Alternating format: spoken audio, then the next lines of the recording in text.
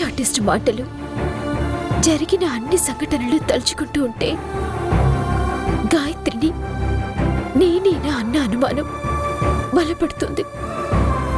అందుకేనా ఈ కుటుంబం నా కుటుంబం అనిపిస్తుంది. అదే కనుక నిజమైతే నా అంత అదృష్టవంతురాలు ఎవ్వరూ ఉండరు. కానీ అది నిజమో అబద్ధమో తెలుసుకోవటానికి దారేది.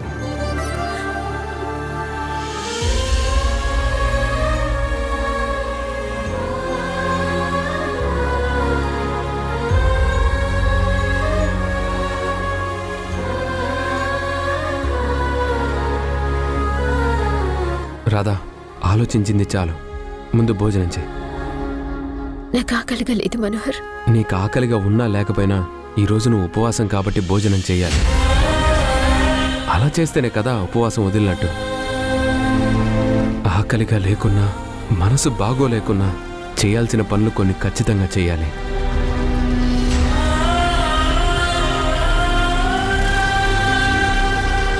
ఏంటి రాధా, పోనీ నన్ను తినిపించమంటావా?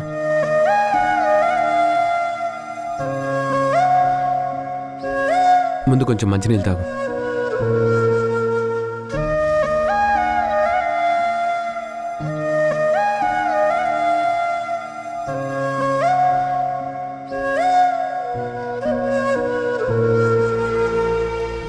ఇంకా అదే ఆలోచిస్తున్నావా? బయటికి వెళ్ళిపోదామన్నా నేనే నార్మల్ అయ్యాను. అలాంటిది నువ్వెందుకు ఇంతలా ఆలోచిస్తున్నావు? నేను ఆలోచిస్తుంది దాని గురించి కాదు మనోహర్. మరి దేని గురించి? అంత పెద్ద ప్రమాదం జరిగి సత్య డేంజర్లో ఉన్నప్పుడు దేవకి మేడం సత్య వైపు వెళ్లకుండా నా వైపు రావటానికి కారణమేంటి? సత్య గాయత్రి ప్లేస్లో ఉన్నప్పటికీ దేవకి మేడంకి మాత్రం తన కూతురే కదా. అలాంటిది నన్నెందుకంత కేర్గా చూసింది? రాధా, నువ్వు అనవసరంగా ఎక్కువ అటాచ్మెంట్ పెట్టుకుంటున్నావు. వాళ్ళు మనల్ని ఎంత బాగా చూసుకున్నా ఎన్నటికీ మనం ఇంటి మనుషులం కాలేం. ఎప్పటికీ పరాయి వాళ్ళమే అవుతాం. ఏ క్షణం అయినా మనం ఇల్లు వదిలే వాళ్ళమే అవుతాం. అనవసరంగా నువ్వు ఎక్కువ ఎమోషనల్ అవుతూ వాళ్ళతో అటాచ్మెంట్ పెట్టుకోకుండా ఉంటే బెటర్. ముందు భోజనం చేయి. తొలి పలుకులతోనే కరిగిన మనసు చిరు చినుకులలాగే జారే, కుసకుసలను వింటూ అలలుగా వయసు. మనోహర్, నువ్వు తిన్నావా? ముందు నువ్వు తిను, నేను తర్వాత తింటాను.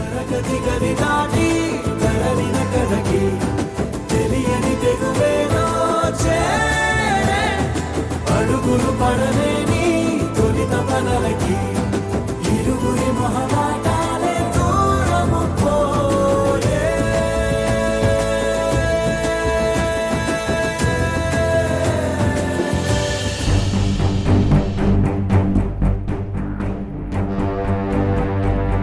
రాధ నన్నెందుకింత ప్రభావితం చేసింది?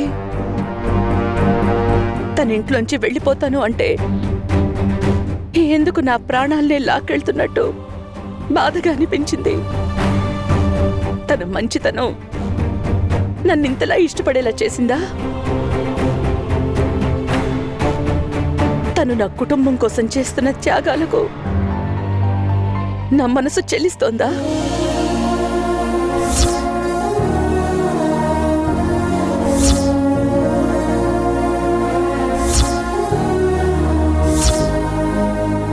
ఒక ఎంప్లాయీగా నా దగ్గరకు వచ్చిన రాధ తర్వాత తెలియకుండానే ఇంట్లో మనిషి అయింది. అందుకోసమే నాకిలా అనిపిస్తోందా?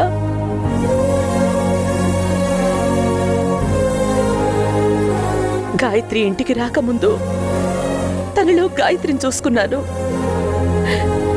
కానీ గాయత్రి నా కన్న కూతురు. నా కళ్ళ ముందున్న తర్వాత కూడా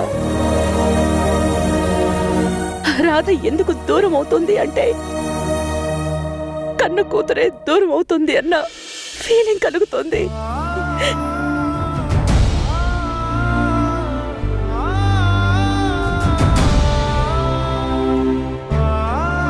గాయత్రి నా పక్కనే ఉంది కదా, మరి రాధ మీద ఎందుకంత ప్రేమ ఇష్టం పెరుగుతున్నాయి?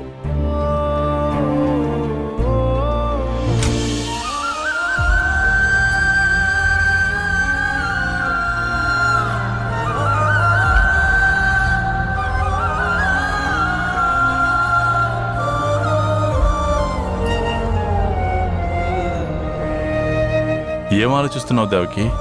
రాధ గురించేనా? రాధ మన ఇంట్లోనే ఉందిగా, ఇంకెందుకు ఈ ఆలోచన? నా ఆలోచన అది కాదండి. రాధ మన ఇంటి నుంచి వెళ్ళిపోతాను అనగానే నా మనసు ఎందుకు తల్లడిల్లిందో నాకు అర్థం కావట్లేదండి. ఏదో ఏదో నా సొంతమైన వాళ్ళు నా నుంచి దూరం అవుతున్నారన్న ఫీలింగ్ వచ్చిందండి. ఎందుకు ఇలా జరుగుతోందో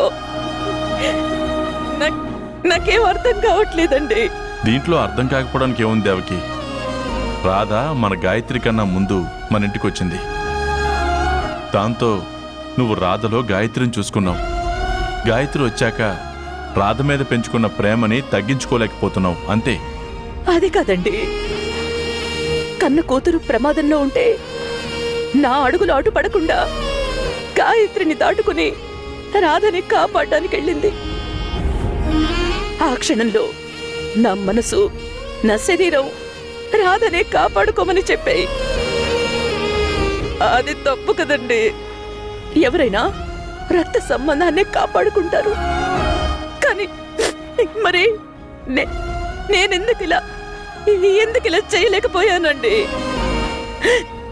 పాప అత్తయ్య గారు అందుకేగా అంత సీరియస్ అయ్యారు. దేవకి, అమ్మ గురించి తెలిసిందే కదా, వదిలేయ్. లేదండి, ఈ విషయంలో అత్తయ్య గారు తొందరపడలేదు. ఆవిడ కరెక్ట్ గానే చెప్పారు. నేనే ఎందుకు అలా చేశానో నాకేం అర్థం కావట్లేదండి. ఇందులో అర్థం కాకపోవడానికి ఏముంది దేవకి? ఒక్కసారి నీ మనసుకి ఎవరైనా దగ్గరైతే జీవితాంతం నీ మనసులో అలా ఉండిపోతారు. ఇక దీని గురించి ఎక్కువగా ఆలోచించుకో. ఈ గొడవలో పడి ఉపవాసాన్ని కూడా వదలలేదు. ముందలా కూర్చో.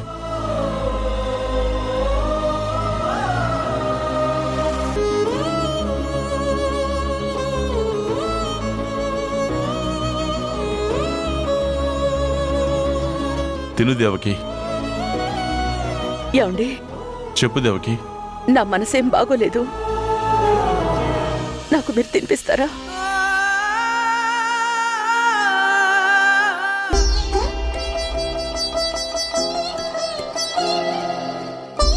అలాగే దేవకి, నీకు భోజనం తినిపిస్తే నాకు ఆనందమే. అసలైతే నువ్వు అడగకుండానే నేనే తినిపించాల్సింది. కానీ ఒక్క షరతు. ఏంటండి అది? మనం ఒకరికొకరు తినిపించుకుందామా?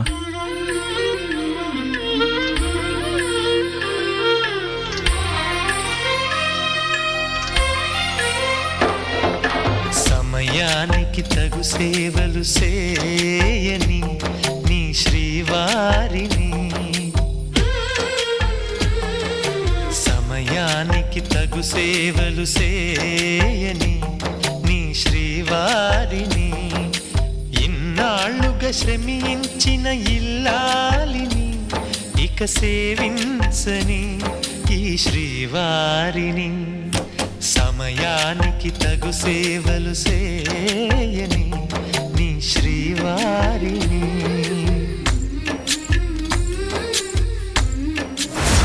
ఈ సత్య ఏంటి ఇంకా కాల్ చేయడం లేదు?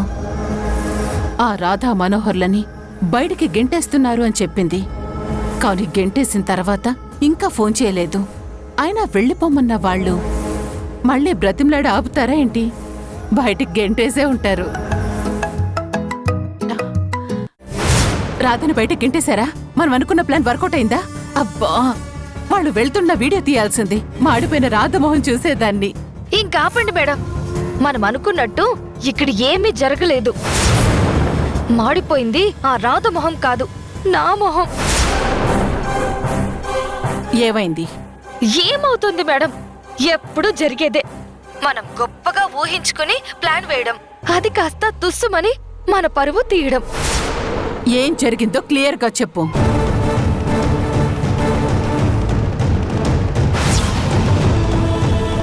మన వ్యాపారాల కోసం, విద్యా సంస్థల కోసం వీళ్ళెంతో కష్టపడ్డారు, ఎంతో శ్రమించారమ్మా. వాళ్ళని లోపలికి వెళ్ళమని చెప్పు.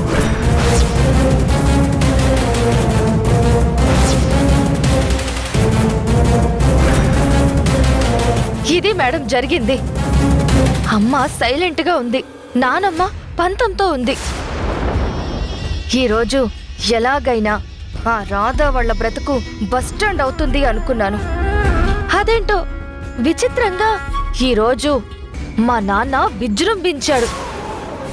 భార్య మీద ప్రేమతో అంటూ ఒకవైపు ఓదారుస్తూ, ఇటు నానమ్మని రాధా వాళ్ళు మన ఇంట్లో ఉండడానికి ఒప్పిస్తూ పెద్ద డ్రామా క్రియేట్ చేశాడు. ఆ మెలో డ్రామాలో ఇంట్లో వాళ్ళందరూ తడిచి ముద్దయిపోయారు. ఆ రాధా వాళ్ళని ఈ ఇంట్లో ఉండడానికి ఒప్పుకున్నారు. వాళ్ళు సరే, మరి నువ్వేం చేస్తున్నావు? ఇంత బతికి ఒక అనామకురాలైన రాధని ఏం చేయలేకపోతున్నావు? కనీసం ఇంట్లో నుంచి బయట కూడా పంపించలేకపోతున్నావు. ఆ రాధ చూడ్డానికి అనామకురాల్లాగా, అమాయకురాల్లా కనిపిస్తుంది కానీ పెద్ద ఇంద్రజాలికురాలు మేడం. ఎవరినైనా ఇట్టే మాయ చేస్తుంది. ఆ రాధ వల్ల చివరికి నీతో కూడా నీతులు చెప్పించుకోవాల్సి వస్తుంది. ఇదంతా నా కర్మ. మీరేమైనా అనుకోండి మేడం, నేను చెప్పింది మాత్రం నిజం. తనని ఇలాగే వదిలేస్తే ఖచ్చితంగా ఆ నిజమైన గాయత్రిని తొందరలోనే తీసుకొస్తుంది అనిపిస్తుంది. అది జరిగిన రోజున ఈ భూమి మీద మిగిలేది ఆ రాధ గాని, ఈ భ్రమరాంబ గాని ఎవరైనా ఒక్కరే. అలాంటి పరిస్థితి రానివ్వను. అన్నిసార్లు అదృష్టం వాళ్ళని తప్పించలేదు. ఏదో ఒకరోజు అదృష్టం తిరగబడితే ఆ రాధ బొక్కబోర్లా పడుతుంది. నువ్వు జాగ్రత్త, నేను మళ్ళీ చేస్తాను.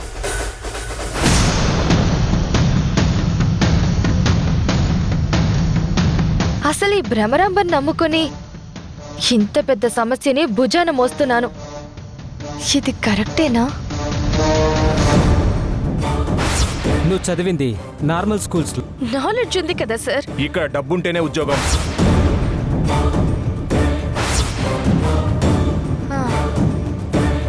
కరెక్ట్ కాకపోతే మాత్రం నా దగ్గర వేరే ఆప్షన్ ఏముంది?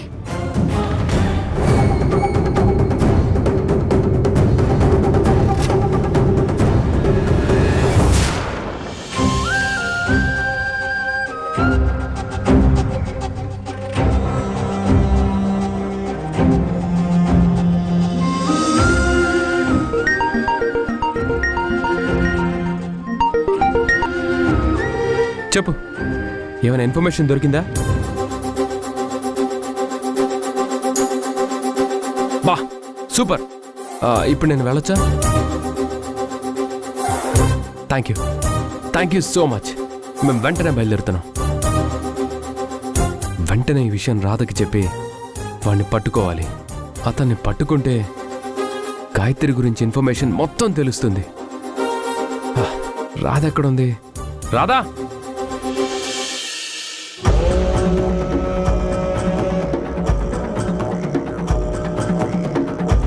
అమ్మయ్య, గేటు దగ్గర వాచ్మెన్ లేడు.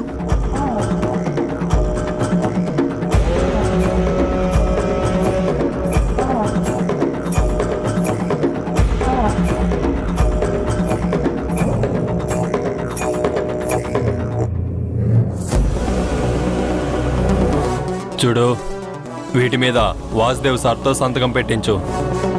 ఈ డాక్యుమెంట్స్ని నీ దగ్గర భద్రంగా ఉంచు. తర్వాత ఏం చేయాలో నేను చెప్తాను, సరేనా? సరే. రాధా!